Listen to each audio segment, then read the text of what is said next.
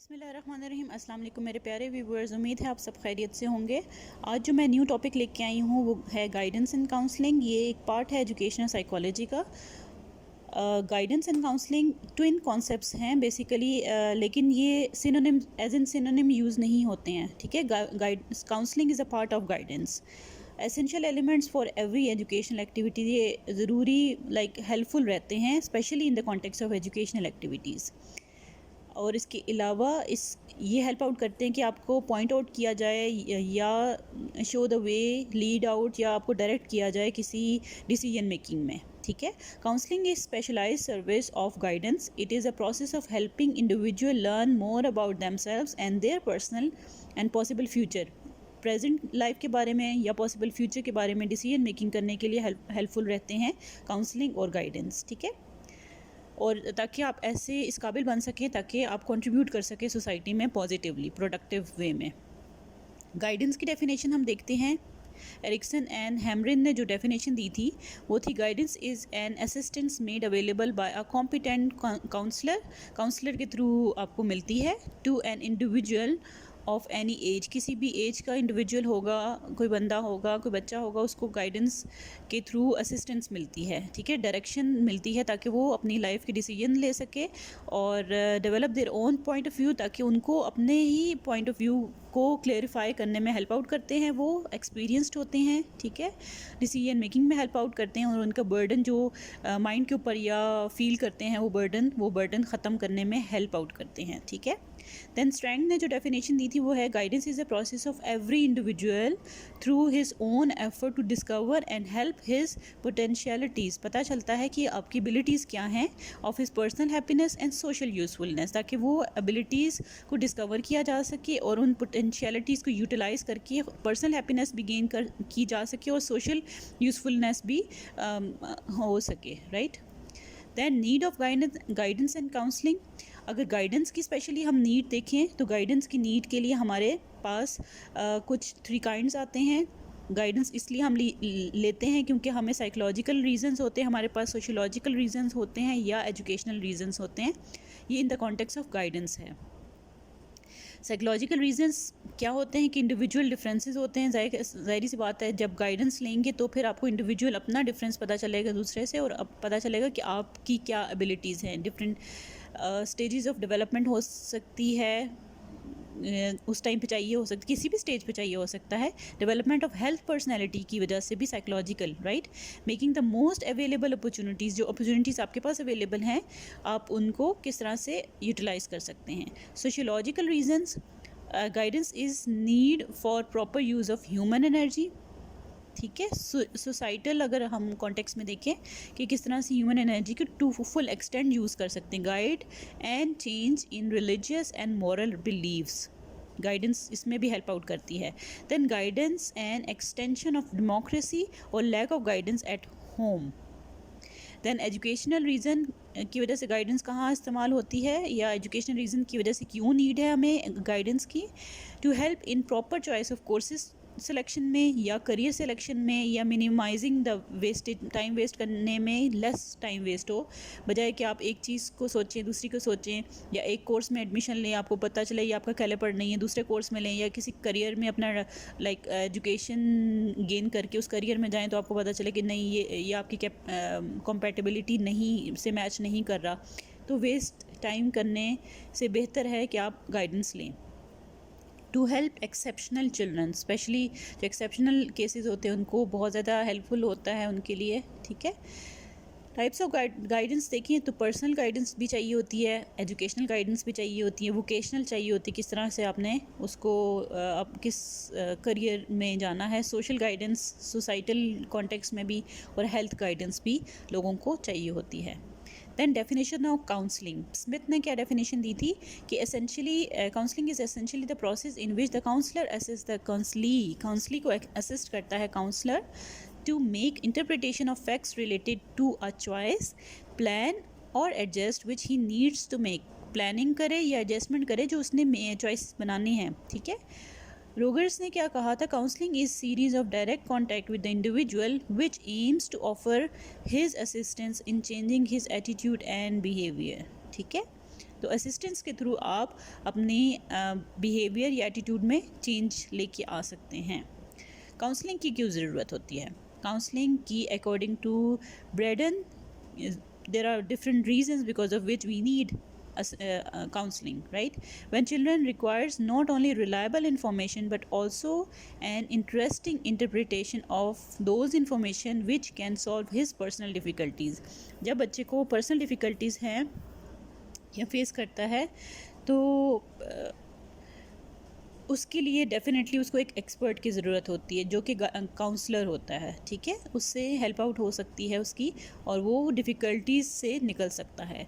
इसको आप problem solving counselling भी कह सकते हैं, पर्सनल काउंसलिंग की कॉन्टेक्स्ट में भी लेके जा सकते हैं। When children need intellectual listener, जब बच्चे को ऐसा या चाइल्ड को या फिर जो आपका काउंसली है उसको चाहिए हो कोई ऐसा बंदा जो उसकी सारी बात सुने और एक्सपीरियंस के थ्रू उसको गाइड करे और उसकी डिफ़िकल्टी को क्या फाइंड आउट कर सके सोल्यूशन, तो डेफिनेटली उस टाइम पे काउंसलिंग की सबसे ज़्यादा ज़रूरत होती है ताकि वो जो डिफ़िकल्ट जो आपके माइंड में जो डिफ़िकल्टीज़ जंबल अप हुई हैं उनको खोल सकें और उसको आसानी में चेंज किया जा सके, डिसीजन मेकिंग आराम से की जा सके, ठीक है।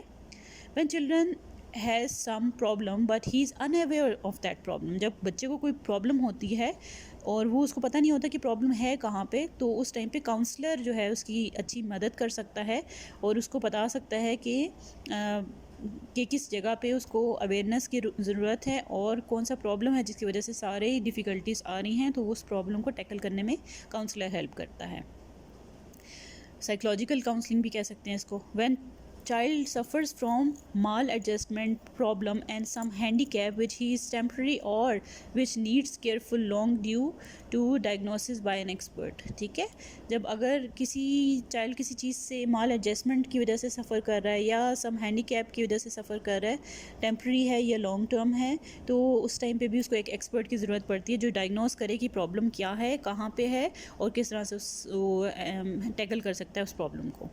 टाइप्स ऑफ काउंसलिंग काफ़ी ज़्यादा हैं, तो उनमें से जैसे for example short term counselling कह सकते हैं।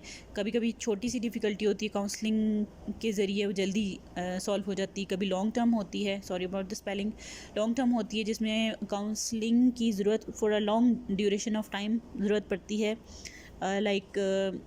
कोई स्टूडेंट किसी ऐसी डिफ़िकल्टी में, कोई बच्चा या बंदा ऐसी डिफ़िकल्टी में है जो कि वो with the passage of time he resolve हो सकता है, तो वो काउंसलर्स जो होते हैं वो सेशंस रखते हैं और सेशंस के अंदर स्पेसिफिक टाइम दिया जाता है जिसके अंदर काउंसलिंग की जाती है और वो थोड़ा लॉन्गर ड्यूरेशन का होता है ताकि वो जो मुश्किल स्पेशली मुश्किल सिचुएशंस में ऐसी लॉन्ग टर्म काउंसलिंग चलती है जो कि लॉन्गर ड्यूरेशन के लिए सिट इन करते हैं और आपस में बात करते हैं या अपनी प्रॉब्लम डिस्कस करते हैं और रेजोल्यूशन फाइंड आउट करने की कोशिश करते हैं। Then direct counselling, indirect counselling, psychological counselling, clinical counselling improvement के लिए होती है, प्लेसमेंट काउंसलिंग, स्टूडेंट काउंसलिंग, ठीक है, मैरिज काउंसलिंग, ये भी सारी ऐसी टाइप्स हैं जो कि आपको नाम से क्लियर हो रही होंगी। इंडिविजुअल काउंसलिंग, ग्रुप काउंसलिंग, ठीक है, एजुकेशनल काउंसलिंग भी होती है, बिहेवियरल काउंसलिंग होती है, डाइटरी काउंसलिंग होती है, ठीक है, डाइट से रिलेटेड, वोकेशनल, मोटिवेशनल, इंटरपर्सनल होती है, इंट्रापर्सनल होती है। इस तरह की डिफरेंट काउंसलिंग की टाइप्स होती हैं।